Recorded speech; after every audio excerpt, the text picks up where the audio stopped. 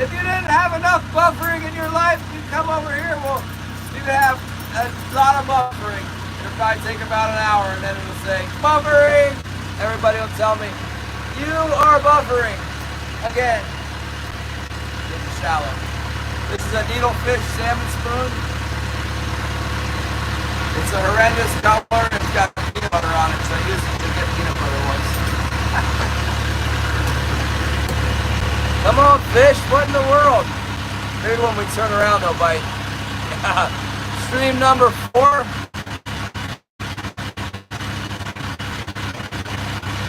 It's funny because every time I start a new stream, after about 10, YouTube sends me to people. I don't know where they find all these people. But they send me a new round every time I start a live. And let the new people decide whether or not it's a good day to fish. We're looking for the king salmon. We're got a sniff here. We got a little bite. We're not. I see the feeds in here. We just need another set of king salmon to come in here and try and tack it, and we'll get them. Lots of feed. You want to see? I'll show you. I'll show you the feed. There it is.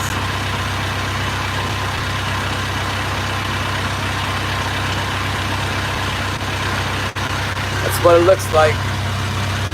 A cloud of micro herring.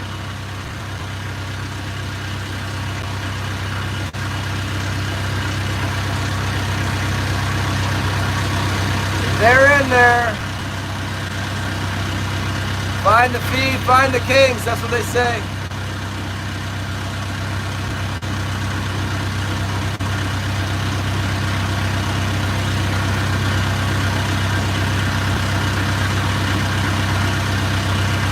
There's a lot of it in here. It's a certain spot. Sometimes the spot holds fish, especially before dark. Come on. Sometimes a big one right here.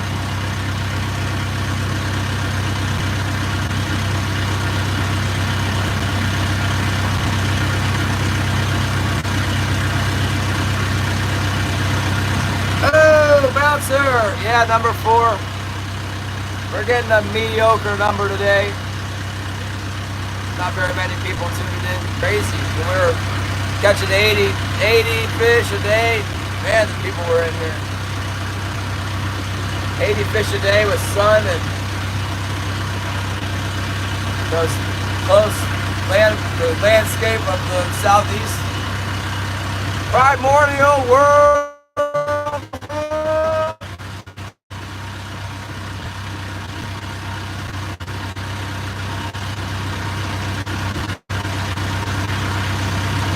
I know there's more kings in here. Come on. Come on. Let's go. Come on.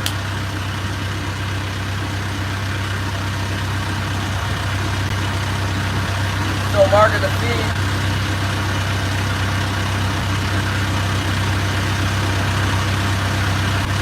Yeah, let's go king salmon. Let's go.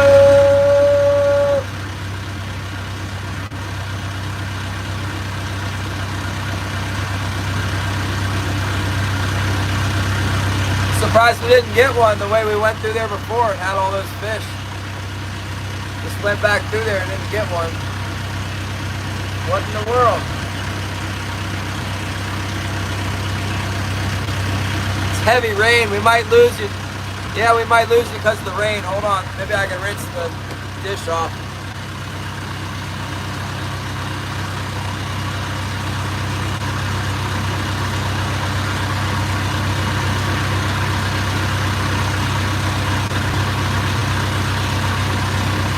Not much I can do. It's raining, so the Starlink is pointed straight up, and it's this rain is just covering it. I got all kinds of problems. When it's nice weather, we get a pretty good signal and everything, but it's usually not nice. Might as well unsubscribe now. Now that I'm home in Hackensack, it'll be rainy all the time.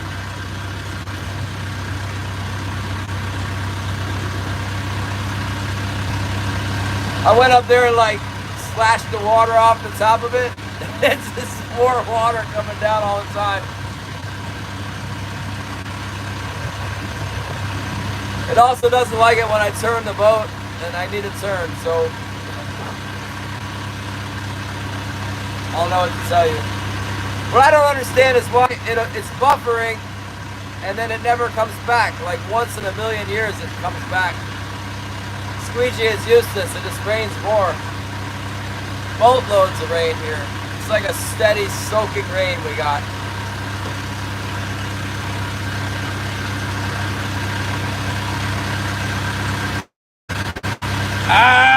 Just one salmon? Come on, man.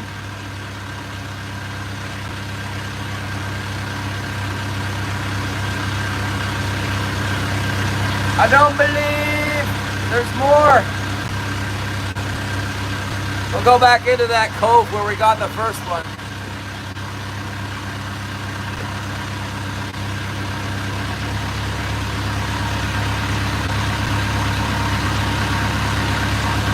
Gotta be stubborn and persistent. Eventually they'll bite. Eventually they'll come up. Eventually they'll come in. Eventually we'll make some money around here. Come on, man. Actually, we made a lot of money in July. We spent a lot of money too. That one time that we hit the rocks, that was not helpful for my finances. What's up, Joshua? Scotty found us again. Hopefully it doesn't go insta buffer. Maybe I can put Rain-X on my Starlink. I don't think so though, it's plastic.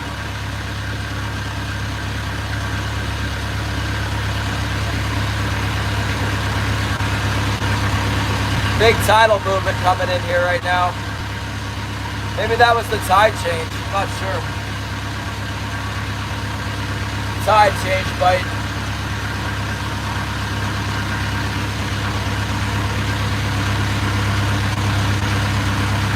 Yes, the Pyro Assassin! It's funny, we never fish deep in here. Like I said, the fish have to come up to like 15 feet to get in here, and then they seem to just stay up shallow.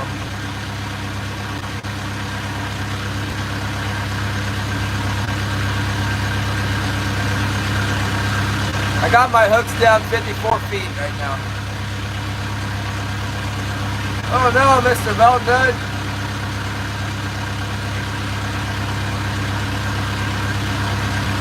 Yeah, I don't know. It must be laying down there. At times I think they're down in the deep channel, but they always come up to feed. If you drag deep, you don't seem to catch anything. Everybody just fishes 10 fathoms here. In the fall, when there's a bunch of herring, we fish deep. Luke Becker! Mainly off the grid, we're getting some. I caught one king salmon, that improved my mood quite a bit. Definitely added to the financial gains for the day. If we could get another one, that would be good too. I feel like we could get at least one more before we go in. I've been trolling for like 2 hours now without getting one. I would like to get one more before I quit.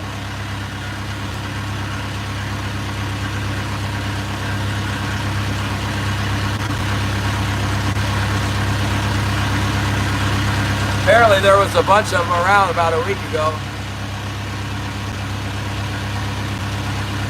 Not sure where. Maybe in here. No, I'm in Southeast Alaska. Yakutat. Yakutat commercial trolling.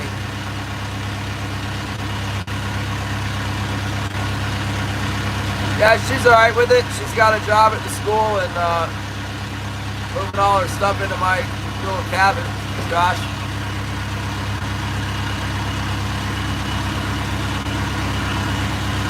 Oh, halibut and Valdez. Yeah, D's. Somebody corrected me yesterday. Valdez!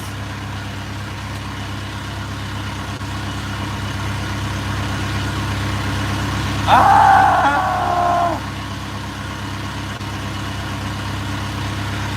sounds great.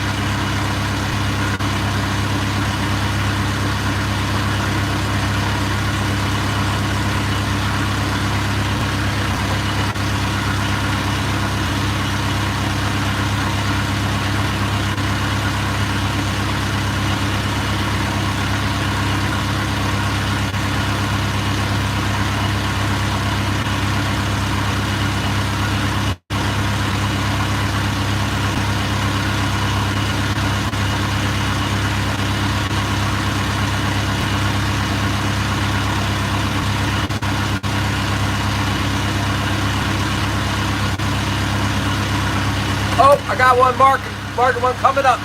He's coming up. He's coming up fast. Let's go. Let's go. Let's go. Let's go. Let's go. Please, God, let us have that fish bite. Keep her size. Come on. I'm not touching anything. Just don't move. Come on. Come on. What do I gotta do to make it bite? I'm not touching anything. Come on, baby. You like it. You know you want it. You know you want it. Bite the hook. Come on. Come on. You can do it. Ah! Stop biting. Stop biting. I think it's gonna bite. Come on, bite for us.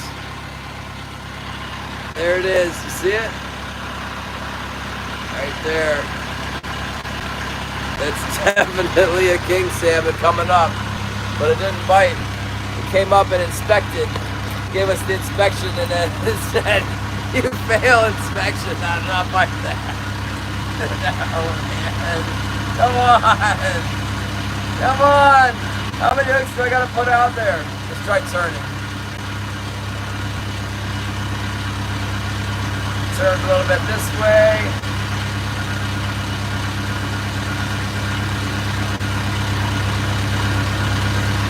Better get them now, Mr. Salmon. They're all escaping over to the deep.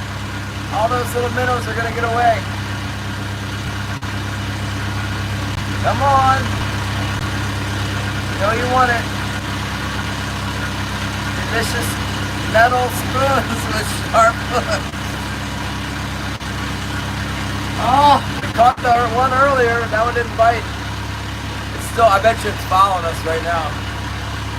Trying to decide which one to hit. Come on. Come on.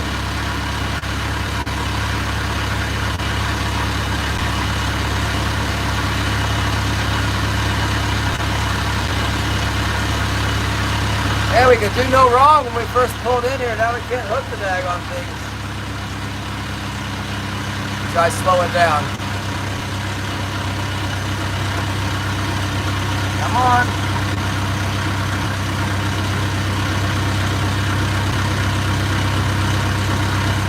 They're in here.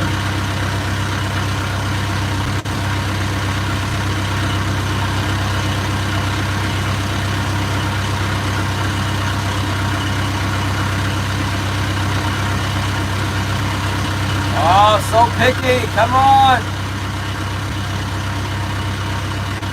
Charge that baby up. We'll be here. We'll be here tomorrow. Fishing in here tomorrow with some bait. That's what we need. That salmon came up and it was like, oh,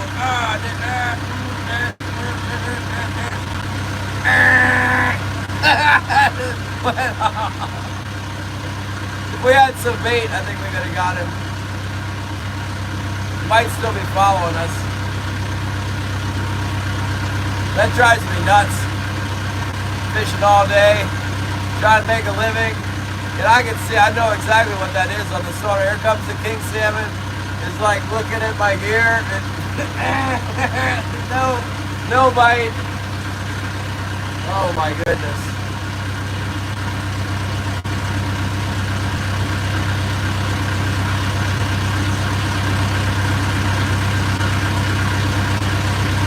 can still get him. Come on.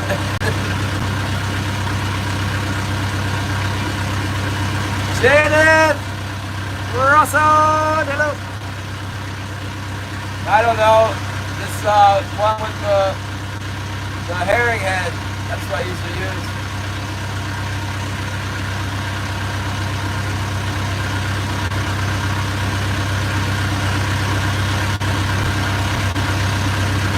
Good chance that there's some fish in here. I know they're in here. They probably lose control right before dark and attack everything. You get them then. Oh, my shipment from My Pillow. Your shipment order is on the way. Better stop sending me emails, driving me crazy.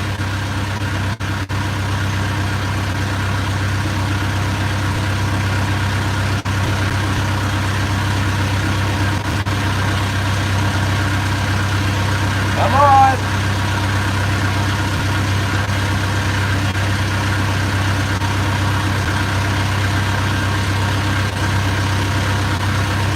Stupid fish.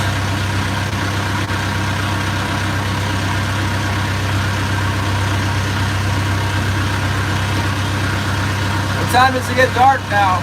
How long do I have to stay? It is. This is the buffer zone. We had a king come up hard on the sonar and reject our spreads. All of them.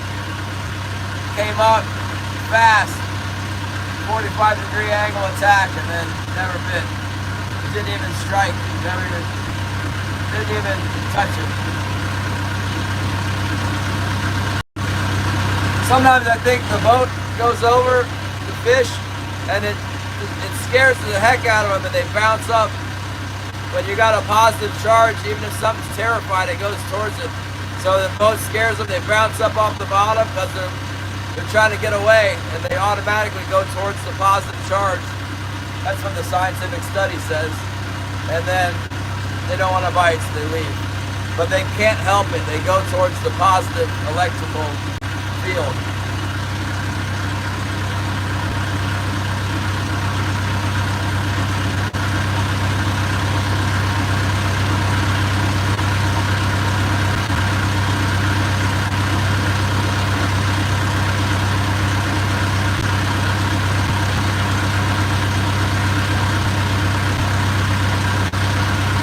Come on already and bark! Sometimes there's just tons of marks in here, you don't know what they are. But that one streaking mark that's kind of like, that's always a salmon. Every time. I've seen them bite enough times, I know for sure. You get a lot of marks on the sonar that's not a salmon, or it's a salmon that's dormant, you know? Negative mood fish. No, not arches. Streakers. You can watch the video back and see the one that bit earlier. In fact, I think we had a couple marks that bit.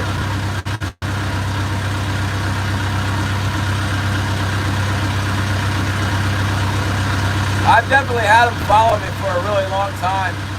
And like you won't catch anything, you won't be catching anything for hours, right? And then you'll see one coming up like we did a minute ago, and it won't bite. You'll think, well, I'm not going to catch it. But within, after a while, you will catch one. And then you'll notice you don't catch anything for the rest of the day or whatever. You got the one that came up. It was just following you for a long time.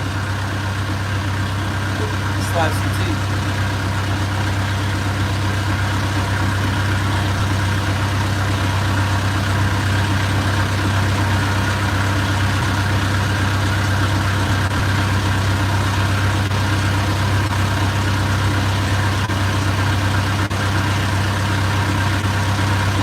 Yeah, I don't have very much gear out. It might have been coming up to the boat and then it just didn't find my gear because I don't have a lot out. I don't know.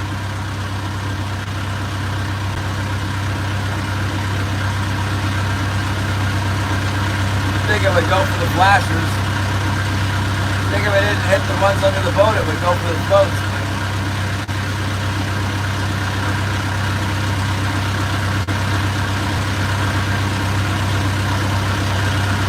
not happening anymore. It was very encouraging when we first came in here, and now it's not doing it.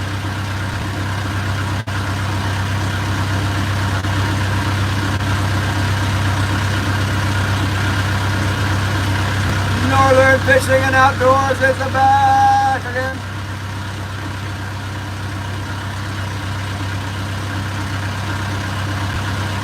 We'll make a lap around this inlet over here, and then I don't know, we might have had enough for one day.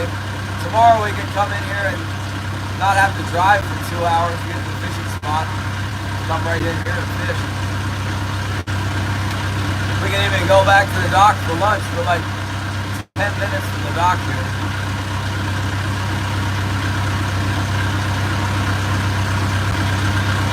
And then I'm gonna go on the grid.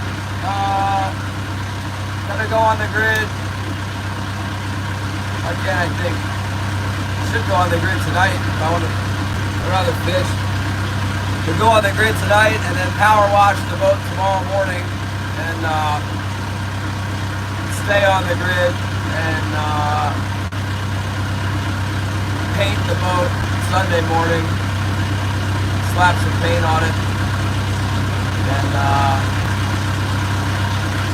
do my zigs and stuff.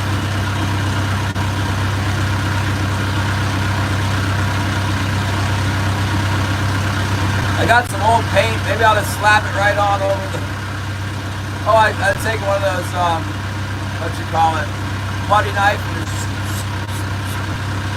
give off the sludge and then slap a little bit of paint on the stern, you know.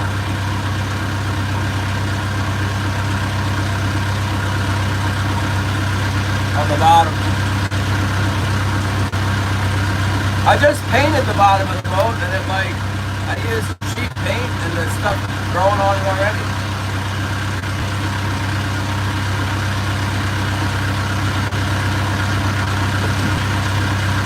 I'm sure my boat fishes better with new paint on it. That metal paint is good. See what Holly says. Maybe these stupid things aren't going to bite at night. Getting sick of them. Ah! Come on, fish! What the heck?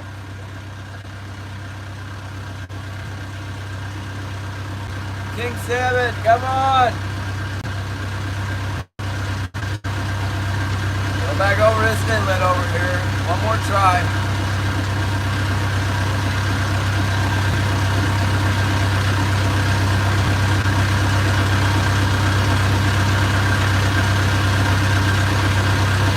That one not biting really bugs me.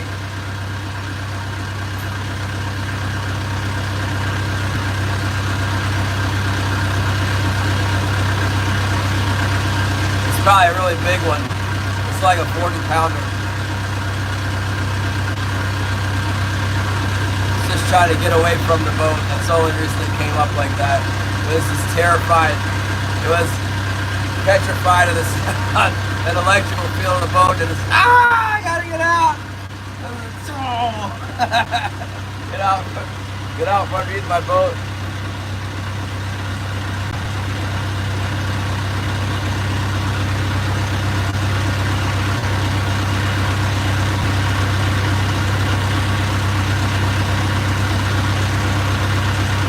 Yeah, they like those coyote flutter spoons, they sure do. Around here they do. They don't seem to do that great down southeast. They like them here. They're eating those tiny, itty bitty herring, you know. They do that a lot. These herring are extra small. Maybe that's why I didn't catch the fish. That's it. It was eating the micro herring and they refused my big lures. It makes me feel better. I've come to that conclusion.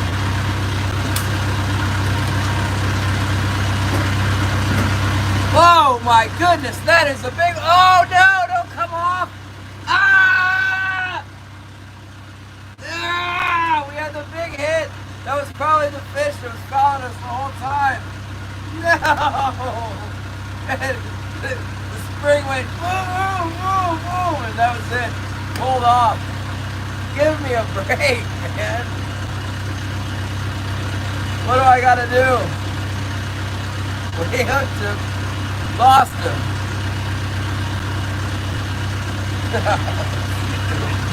Maybe I need longer leaders. Oh my gracious. I don't have any of those spoons. I tried them once when they first came out because there were all the articles about the coho killer. I tried it, I put a big hook on it. I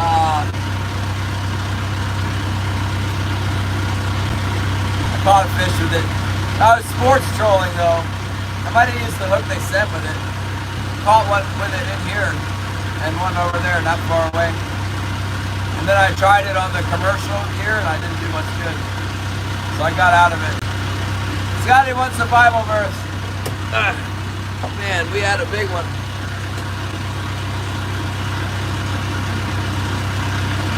Malachi chapter 2. Wait, not 2. This is a good one. This is really good. Yeah, chapter. Well, I can go. It must be chapter 4.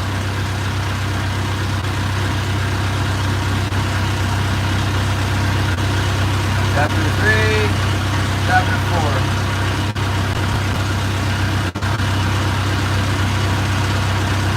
Chapter 3, verse 16.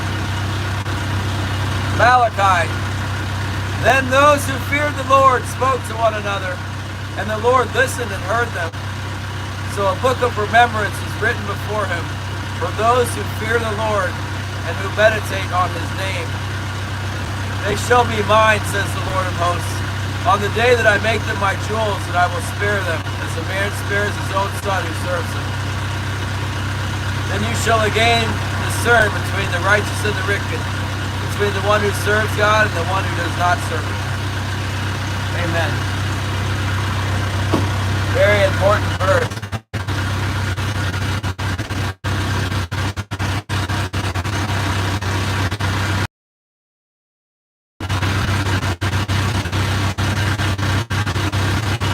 Guys, keep it track.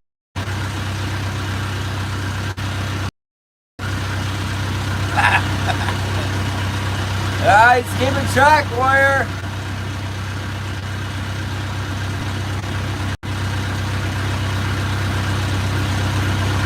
You're welcome. Man, we had they're short striking. Oh, that one was big. We almost had him.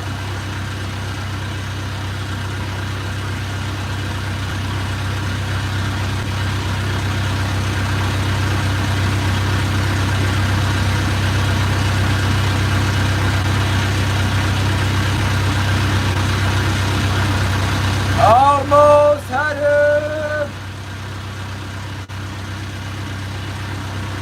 What do you guys think? Was that the fish that we raised? Was it following us the whole time and then it couldn't decide? It was like, I don't know about this, but it's been following and then finally it got hooked. And it was on there for a second. I had it pulled the spring and was, I'm like, oh, big one! And no. Got off. Must have just got a piece of it. Yeah. Now it's got pricks.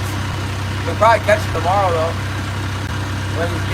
When it sees the bait, it'll go, that's what I was looking for! Bam! Just swallow the bait.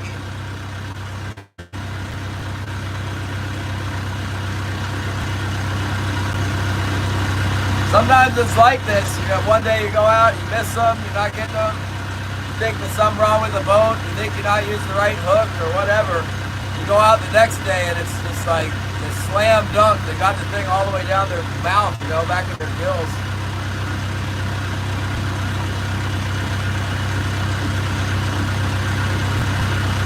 Maybe they were feeding earlier in the day. I don't know.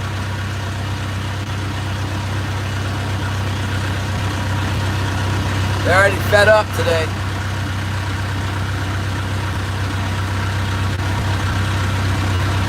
We had it for a second there, we got off. was not a kick. It was not a coho. That thing clobbered the spring. The spring went way out. James Hudson.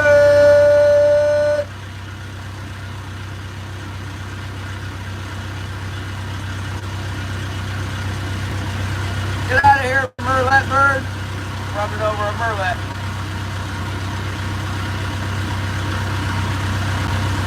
You know, we were talking about that strip teaser earlier. That reminds me, I used to catch a lot of birds, so I used the strip teaser with the fake mylar fish. And then I'd run a little spoon behind them in this area, and yeah, I caught a lot of birds doing that. The birds were convinced.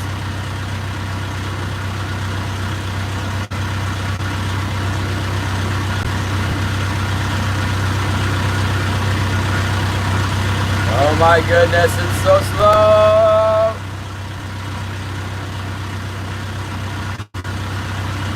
Maybe there's one in the back of this cove here.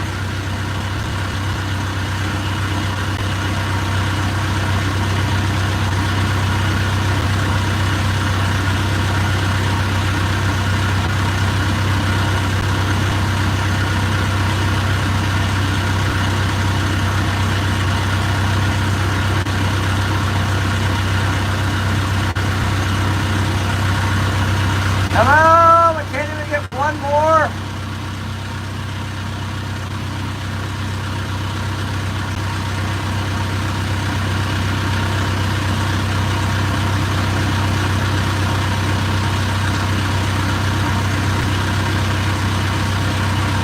You might have to try on the other side of the pass here in the harbor area, Carl. I don't know why the little boats aren't doing it. It's open for non-residents right now. They reopened it. Holly wants to know if I'm coming home. Yeah, I'm coming. My goodness.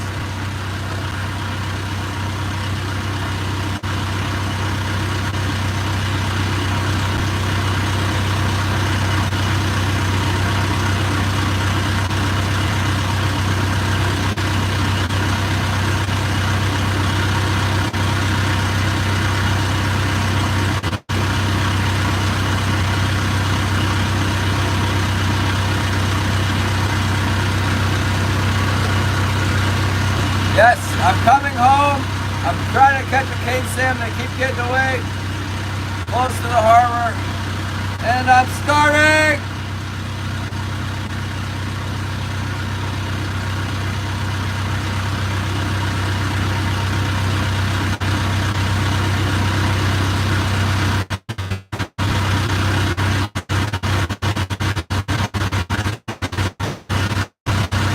Sending my love to Holly.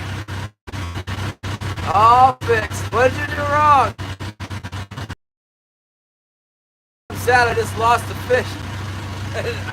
Been trying to get this fish for like 2-3 hours, and then I finally got him. I got him on the hook. I had him for a second, and then got away. The horror! Oh, the horror! How did he get away, man?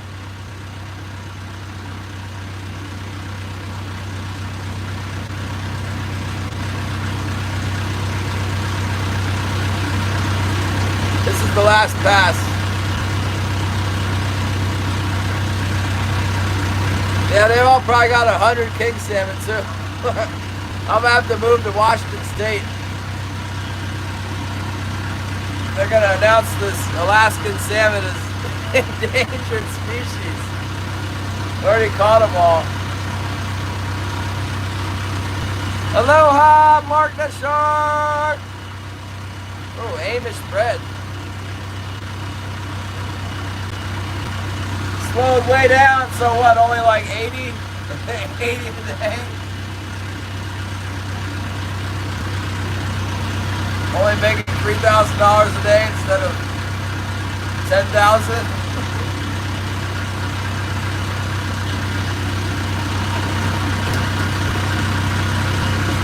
Come on! No, should not wait for me at 7 o'clock.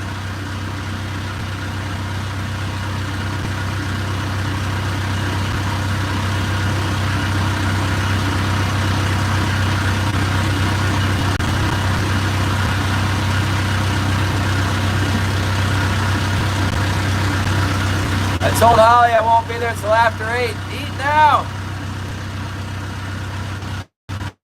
You're not to fish for him after dark. If I'm not allowed to striper fish after dark, I'm useless. So I'm not gonna get him. I can get him after dark for sure.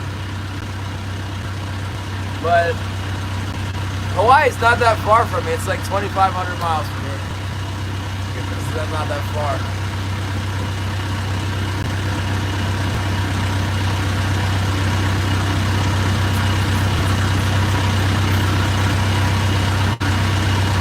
Did you get any with the live eels the other day when you went out there?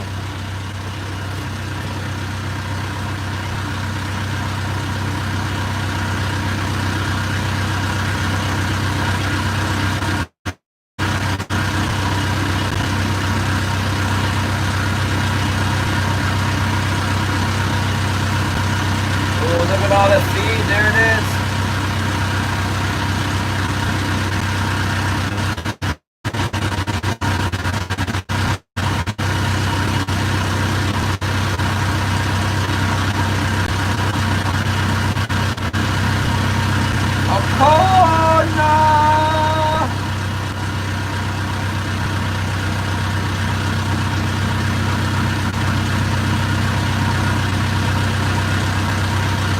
I would like to go to Hawaii when the big yellowfin are running.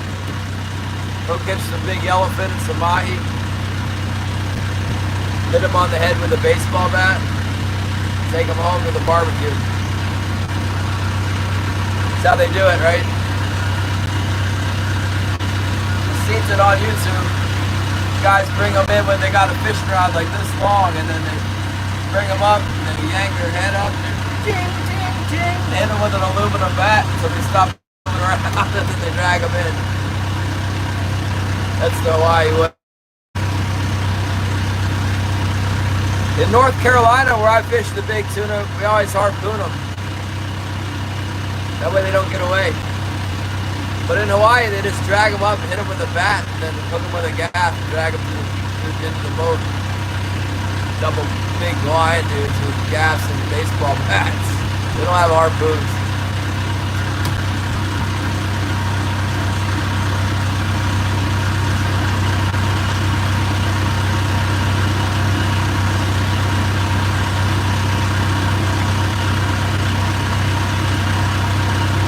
I remember when we got our first harpoon back east for fishing offshore. We were gonna go mako shark fishing, and so I bought this harpoon setup. It had a brass dart, right? So that all the guys used.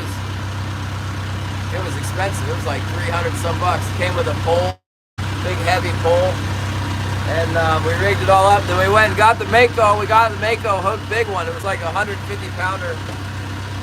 Plenty big for a harpoon. Got the thing up, and I got the harpoon, and I was like, I'd harpooned a lot of halibut before, I think.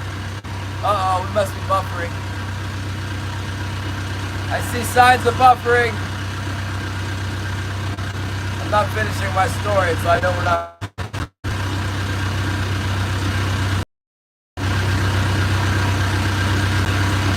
Oh, 32 people.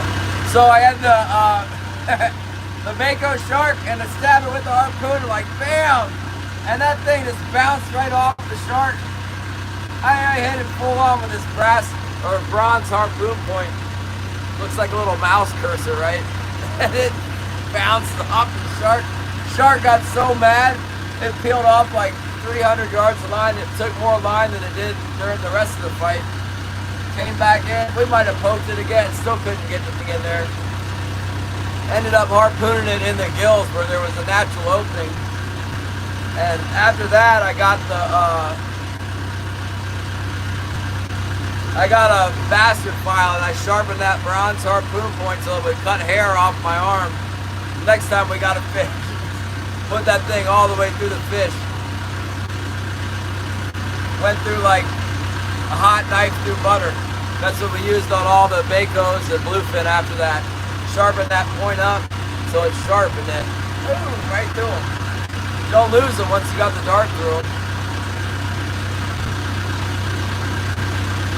Takes the life out of them too. And it bleeds them.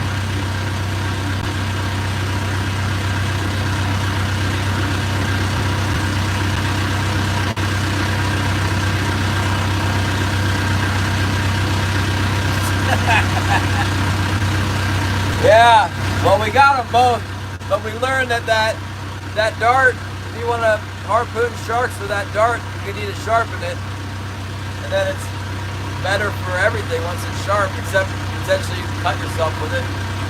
You gotta be careful with it. Cut the line with it too. But that never happened to us. Stick it in the fish. Going back over where we lost that fish again. I might even go all the way back over there where we saw that fish jump up. I'm a little bit annoyed that we can't get one in the boat at this point. Lost 2 fish. Big ones, I think.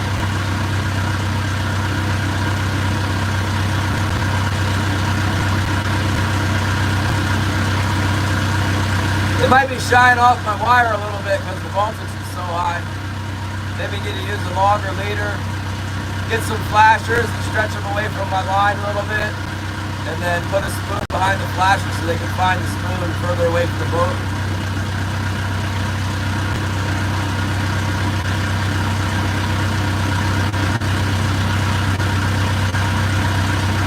It's so shallow. Voltage is powerful.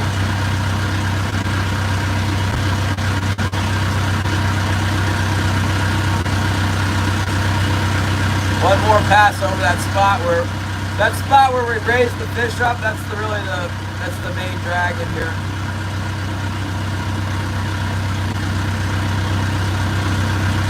Yeah, they don't even let you keep the makos in that area anymore.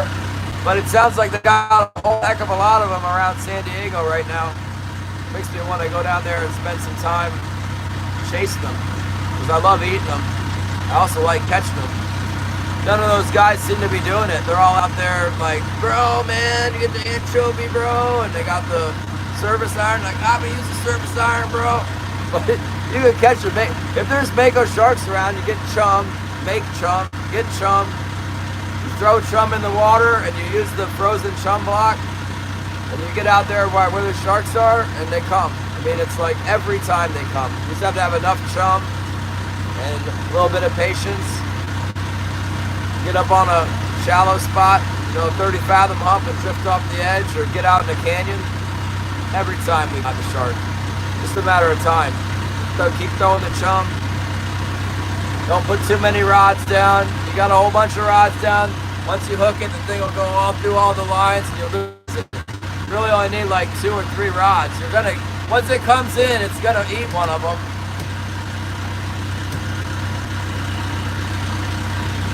Good night again, Northern Fishing and Outdoors. Steven, what's up?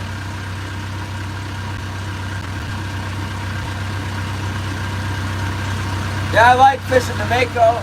I'm not convinced that the salmon shark is as good to eat, or I would already have gone out and caught one, because they are around here.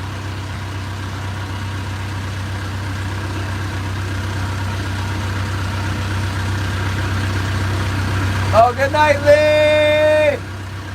Go get the striped bass.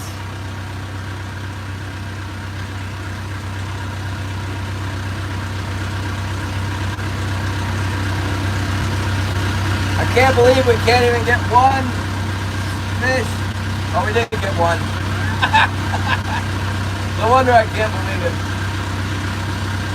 One more, come on!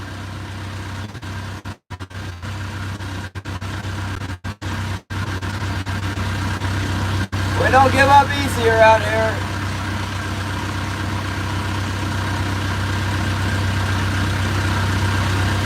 When I first started commercial trolling, it was in the winter time, but I would stay right here and I'd fish here long. A lot of times I wouldn't start till 3 p.m., and the day's not as long, so it would already be over. But I noticed that people would come and go, and they'd always leave too early. I get most of my fish after everybody else would leave, like all the way up to full dark when you can't see anymore. That's when they bite. They bite right at the end.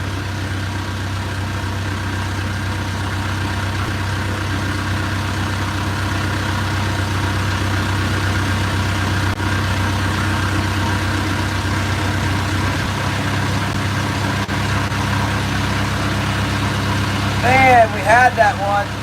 Let's go back over to the hole and one more spot.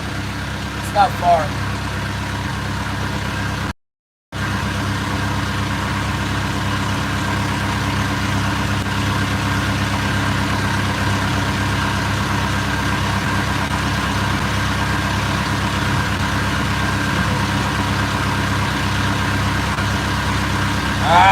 We should be getting them all over in here. We're gonna try again in here tomorrow. I know that probably doesn't sound very exciting, but I'm on the scent of the king salmon. They're in this channel. When they're in here, we can get them. We'll get them tomorrow.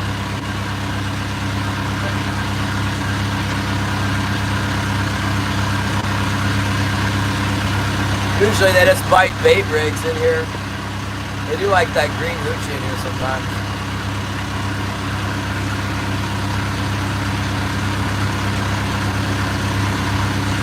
I don't know what else we gotta do. We sharpened those daggone hooks. We sharpened all our hooks. We polished the spoons. We're using light leader. We got 100-pound leader on. 80 might be better.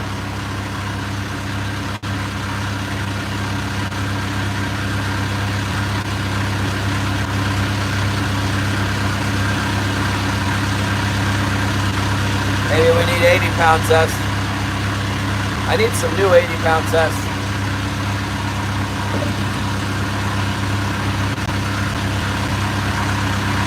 Let's eat some more seasoning.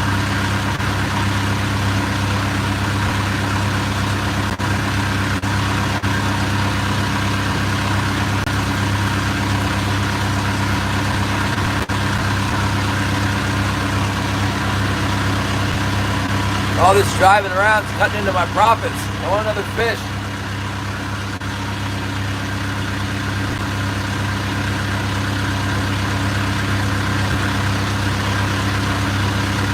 Yeah, I can fish barbed hooks. It doesn't matter when all they do is, here's the hook, the salmon comes up and it's like, whoop, whoop, whoop, whoop, whoop, and then boing. That's all that happened last time. The last 2 fish I had was like that.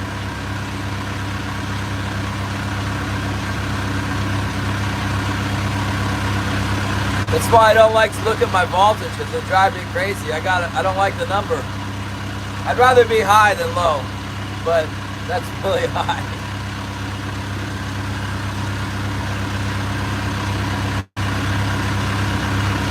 Last year when I left to go down to the southeast, I didn't have enough zinc, so this year I put like more. Maybe too much.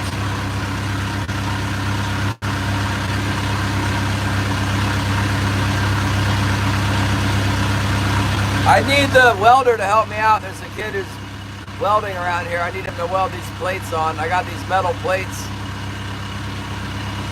put on the boat. I need him to weld them on there, and I need him to sit flat onto my keel. I wonder if he welds it, if it'll pull back like this. It needs to be perfectly flat.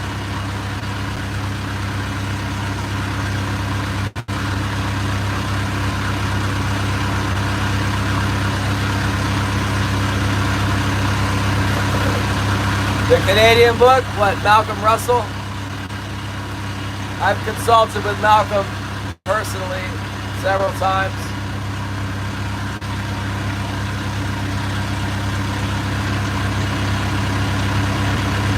Yeah, everything I need to do. Yeah.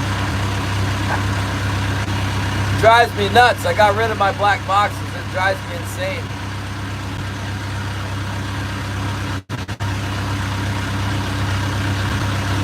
Is this book from Malcolm Russell? I didn't know he had a book. What book? You're talking about the black box. I've read all the books that I could get. I don't know what Canadian book you're talking about.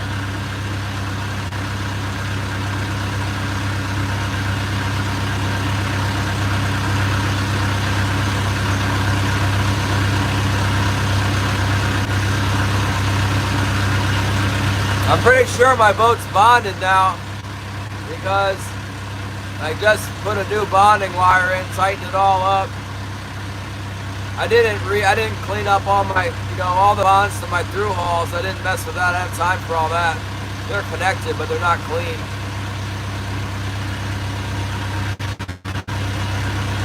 I read the data from the Canadian study at the university there.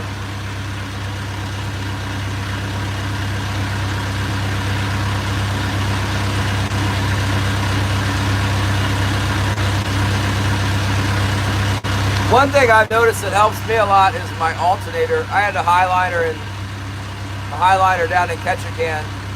This guy, I can't remember his name, but he had this boat called the High Pockets. Native guy, and he told me he replaces this alternator every year. And I was having a problem catching anything that year. And I have a spare alternator on me right now. I think it, with the brushes, as the alternator's spinning, the carbon dust comes out and collects on everything, and pretty soon it starts to make a bridge with the carbon on there. You can clean it off. I mean, one method I have is to clean the whole engine.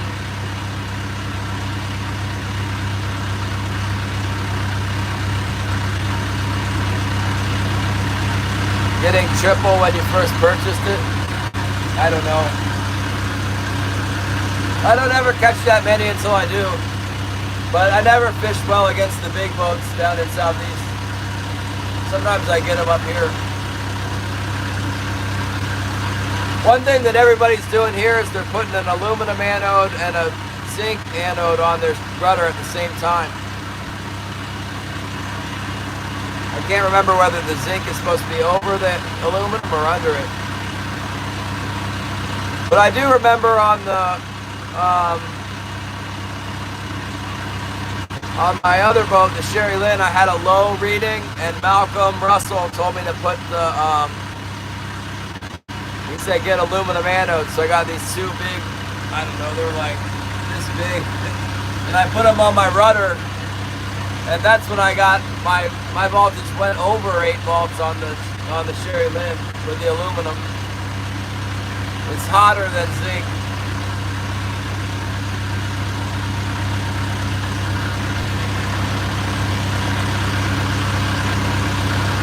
I'll take a look at all this stuff in the engine. I gotta clean my engine off anyway. I think electrical leakage can happen out of the, you know, one thing that's crazy is that when you get electrical leakage, a lot of times it'll make your voltage go down and not up. Does that make sense? No, none of it makes sense. Stuff drives me nuts.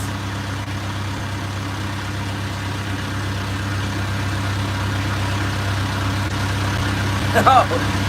The current is naturally occurring. It's chemistry. There's so much confusion about this. And there's so many great fishermen like Shannon, people who are highliner boats. What they say doesn't line up with the science of it. I've studied it and studied it. And I have a grasp of the basic fundamental principles here.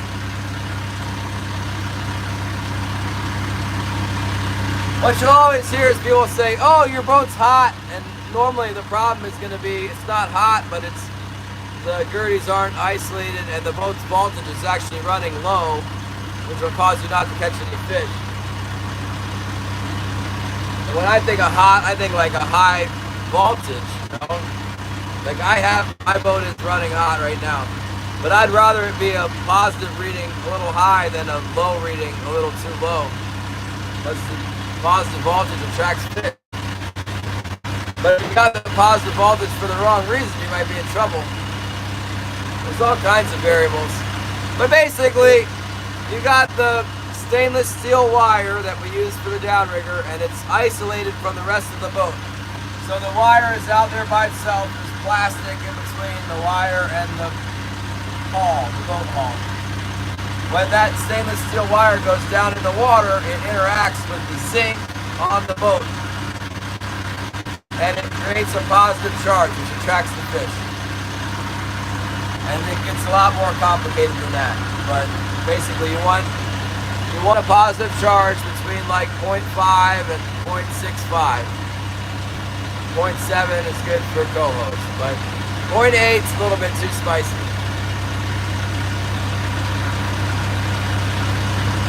It'll still catch. You can still catch with 0.8 or even more. I've heard of guys catching really well with a vault, a full vault. But if you have no vault, you have, you know, people will turn the voltage down on their wire with the black box to 0.3 and try and catch big fish, and it works. But if your boat is messed up to where your girdies aren't isolated or there's something going on in the boat and you're getting a low reading like 0.3, if your boat is rigged properly and your field on the boat, 7 field or whatever, you can turn your wires down and catch finicky fish. But if your boat's jacked up and you can't get your voltage to come up, you're in big trouble. You gotta fix something. So I said I'd much rather have a reading a little bit too high than one that's too low. My snaps aren't red, they're pink. No, I don't notice they're red. Maybe I didn't take a really good reading. I did not run aground from my rudder. I just grounded off the hay rack.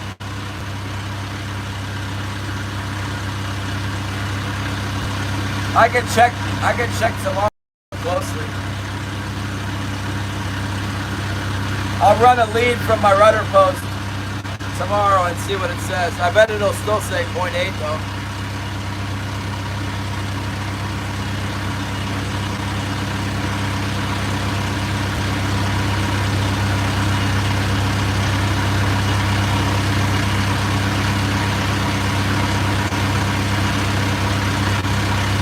All right, this is the last pass fishing. Come on, we're in the money spot right now.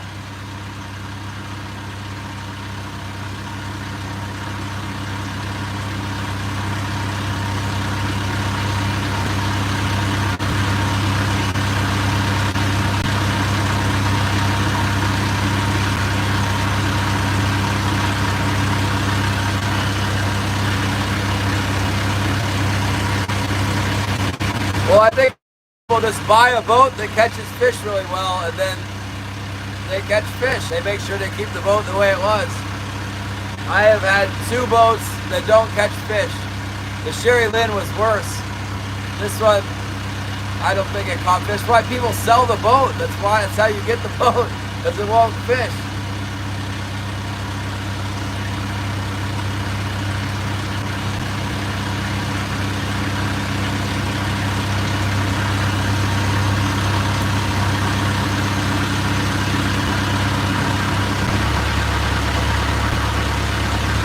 This boat had other problems. The fuel tank leaks. The guy had